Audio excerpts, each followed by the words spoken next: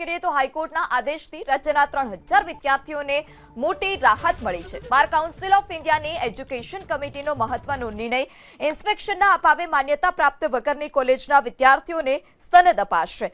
બાર કાઉન્સિલના નિર્ણયથી 3000 જેટલા LLB pass વિદ્યાર્થીને સનદ મળશે।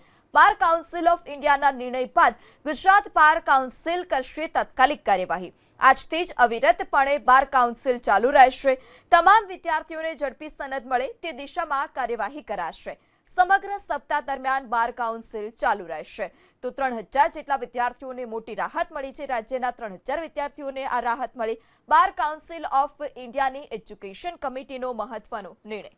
બાર કાઉન્સિલ ઓફ ઇન્ડિયાની હાઈપાયર કમિટી જે એજ્યુકેશન કમિટીના નામે ઓળખાય છે એને એવો આદેશ જાહેર કર્યો કે આવી લો કોલેજના વિદ્યાર્થીઓને પણ સ્ટેટ બાર કાઉન્સિલને એનરોલ કરવા, એટલે આ એનરોલ કરવાનું જે આદેશ છે સ્ટેટ બાર કાઉન્સિલને મળી ગયો છે। આજથી જ આવા 3000 ગુજરાતના વિદ્યાર્થીઓને એનરોલ કરવાની કામગીરી બાર કાઉન્સિલ ઓફ ગુજરાતમાં અવિરતપણે ચાલુ રહેશે।